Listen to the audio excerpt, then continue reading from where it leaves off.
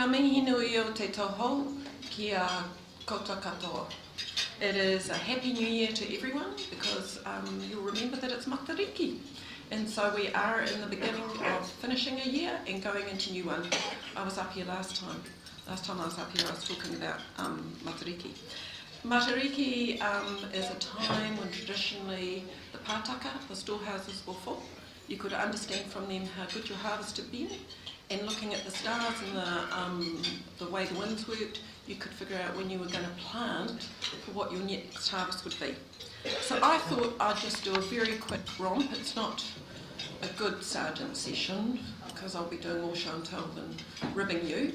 But if on every slide, if you know all the facts, put in once. If you don't know the facts, put in twice. And it's that way, right? No, that's the wrong way. Which way is it? Other way? Sorry. Okay, so checking in. This stuff you will only be able to put in once for. What are the components of the Māori economy? I use the term collectively managed assets to cover a broad church, iwi, hapu, trusts, corporations, a whole bunch of things. The basic common denominator is communal ownership, and very traditionally based in New Zealand, obviously. But Māori in the SME sector and as employers is a larger component, and employees. So they all make up the brown dollar that we talk about. The combination is either culturally or ethnically determined. Cultural behaviours tend to be more around collectively managed assets. Ethnicity is more where we measure someone like me being an employee.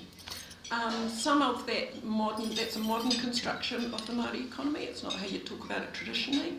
And that's got a similarity to the New Zealand economy in that, as I'll go on to show, the collectively managed assets are a little bit like our big 200, and the rest of it's that smaller SME. Okay, what sectors is the economy, and particularly around the collectively managed assets? Traditionally we talked about the fish, forestry and farming. As you will appreciate, land of course is the resource we always had. Land is the resource we always will have, and so we've always been heavily involved as Māori in primary industry, both as the land owners, as managers and as employees, particularly obviously because heavy dominance of the population in the regional areas, so they're working in the primary industries. We've moved on to film, fashion and food. That's our young kids getting well educated, and I'll talk a little bit later about where they're going, particularly in the SME area. What's different in Māori Inc. from New Zealand Inc. is that we're heavily into rent and real estate. Land is something we like, not only because we traditionally got it, but it's a base that we like to use for our asset base and management. We are heavily distributed around the regions, which is slightly unusual and different from the other markers of the top companies. We're asset high, debt low, which is also another thing that's unusual, but of course collectively managed companies have a little bit of trouble raising capital. It's one of the issues that we have. We put a lot of money into research in comparison to mainstream, and we are more likely to retain our employers than mainstream. I just wanted to talk a little bit about the traditional family business structure that you get particularly within the collectively managed assets. I hope you're putting money in. I'm not seeing nothing going down. You fellas telling me you know all this? So, at the top there's a trust, okay? Always made up by the members of the particular collective. So you'll all know that I'm a member of a couple of those trusts. But what we have here is a typical separation of economic and social asset. So on the holdings corporation side, we tend to set up investment companies to run our putia, to run our money and do a lot of investment and development on that side. On the other side, you get the administration arm that looks at the distribution of the asset. So there's, ever since, particularly in the early days, there was a couple of notable mishaps where there's a bit of confusion about one table making many decisions. So we tend to have this structure now. However, I don't want you to think that it's typical of a shareholder structure inside a private company. As I said, the trust is always made up of members of the particular collectively managed asset. The expectations of the beneficiaries are very high. They expect that the trust and all of the companies underneath will invest in the way that is expected by them as the beneficiaries. No surprises that we're talking about quadruple bottom line accountability.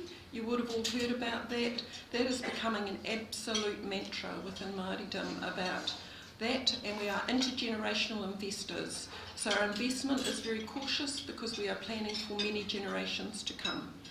I personally think that's an advantage not just for Māori Inc, but as an advantage for New Zealand. The distribution from these kinds of family trees is benefit in kind. Occasionally it will be a little bit of money in your pocket, but it tends to be more benefit in kind. Some educational grants go out, but you tend to see refurbishment of the marae, free education rail programs, a whole bunch of other things being set up. So it's all about benefit of the whole for many generations to come than a straight shareholder fiscal distribution. Although I'm very proud to say that Ngāi Tahu, with our whairawa, we were the prototype before they set up KiwiSaver. That is one way we can get money back into the pockets of those most needy.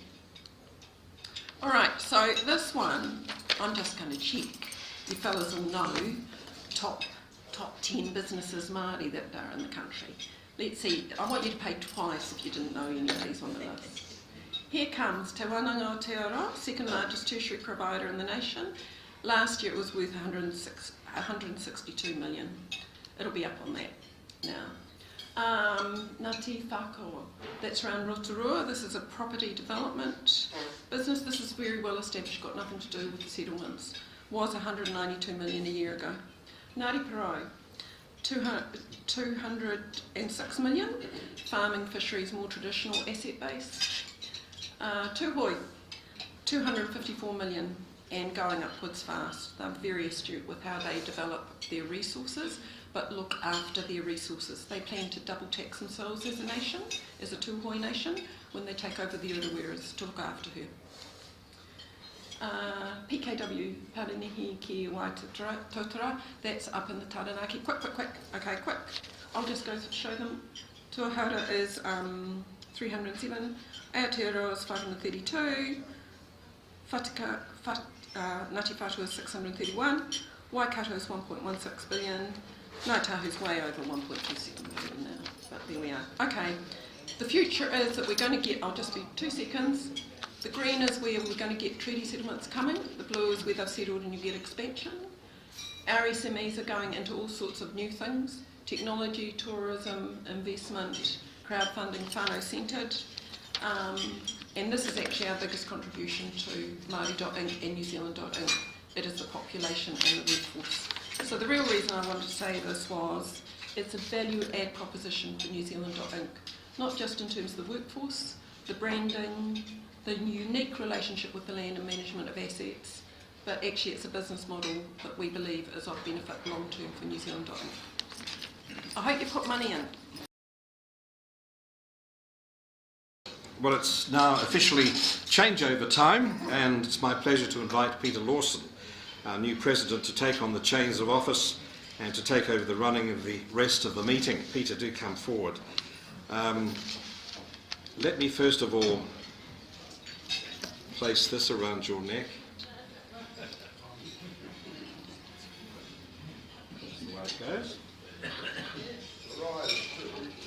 In keeping with Rotary International themes for the year, Peter, I know that you are wild about Rotary and will make a difference. So it's my very great pleasure to congratulate you on your appointment as President of New Zealand's oldest Rotary Club. Members, I give you our new President, Peter Lawson.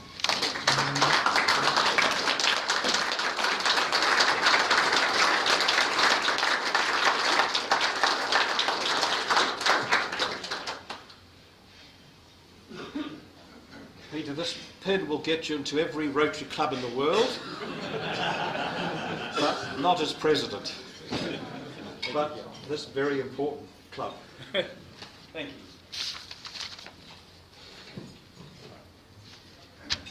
Thank you, Hewitt, and thank you, members. It is indeed a privilege and an honour to be your President and I'm looking forward to working with you all in the year ahead and enjoying the year ahead. As Hewitt said, we're going to make sure next week that we thank Mark for his contribution to our club over the year, because he's done a wonderful job, and he's done a wonderful job helping me get to know all the issues and work into the role of president. For me, what you see is what you get. I'm not strong on formalities and protocols. If I offend anyone, it's not because I intended to, it's just my ignorance. I also know I can't please everyone all of the time, and I'll make mistakes. Feel free and welcome to guide me and refocus me if you think I need it. What I do intend to do over the next wee while, though, is promise you 3 things. I'll be doing my very best for what I believe is best for this club and for Rotary. You can be sure that I'll be enthusiastic and putting as much energy into it as I can. And thirdly, I'll be trying to make it a happy, enjoyable club to be part of. To that end, I have an open invitation to everybody every week for 5 o'clock drinks on a Friday. We're going to try and make, or I'm going to try and make, an open door every Friday, 5 o'clock. Current location suggestion is the Wellesley Bar down on McGinty Street. It doesn't matter if there's only 2 of us there or 52 of us there. Know that Fridays at 5 are an opportunity to come along and have a social drink and a talk about Rotary, or just to catch up with old friends.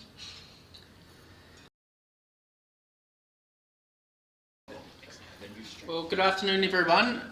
Today I have the pleasure of welcoming my good friend Sam Williamson into our club. Sam is currently working at the Commerce Commission, but he's also the president of the Wellington, or New Zealand Friends of the Opera. So he's got a great contribution to make, particularly in some of those spaces. I can attest to his good character, as I've known him for about 27 years, which is also both of our ages. So a lifelong friend indeed. Welcome. Kia ora. And welcome, and thanks to Mr. President, our new Mr. President, and guests and members. I'm here today to introduce Joy Tracey, who's a 4th generation New Zealander whose family originally came from Central Otago. She herself comes from Napier, and a particular interest in business strategy and improvement as a consultant. Joy was originally trained as a medical lab scientist, and from there chose, in fact, to move in a different direction, and as a chartered accountant. Was the Deputy Director of Finance for the New Zealand Army at one point, and most recently was serving as the finance manager of some sort at the Animal Health Board, which then turned into Osprey. My friends, Joy Tracey.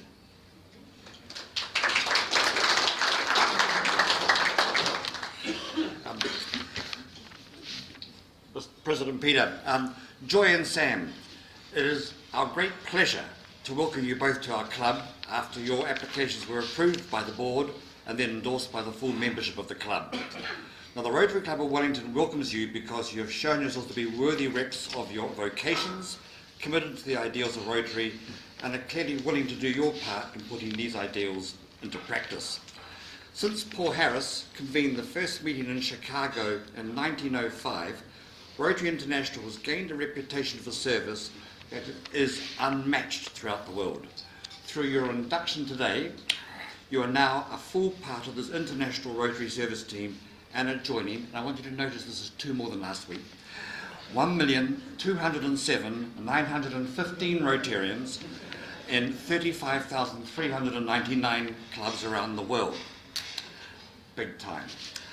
Our principal motto is service above self, and the objective to our club and other Rotary clubs is to encourage and foster such service. Now, all members are aware that everything we do is guided by our 4-way test. Is it the truth, Is it fair to all concerned? Will it build goodwill and better friendships? Will it be beneficial to all concerned? Your proposers would have outlined to you our expectations we have on your attendance to our lunches and your involvement in our extensive range of committees and trusts. We'll do our best to ensure you enjoy your Rotary journey with our club, and we value your help in maintaining the robust standards our club has achieved. President Peter. Thank you. Welcome the two of you. You've heard the outline, you've seen the club. My advice to you from my experience is you'll get the most out of this club by embracing it and getting along to some of the social activities, getting involved with some of the committees, rolling up your sleeves and getting to know people, because it's getting to know these wonderful people that will make the big difference. And they'd love to have you on their team helping. So welcome, really enjoy it, and lovely to see you. Joy is yours. There's a pack of reading, there's a badge to wear. It's your gateway to all those clubs around the world. Welcome aboard. Thank you. Sam, your own badge at each meeting, your pin, get you into those other clubs, and your bedtime reading. Enjoy and welcome to the club. Welcome.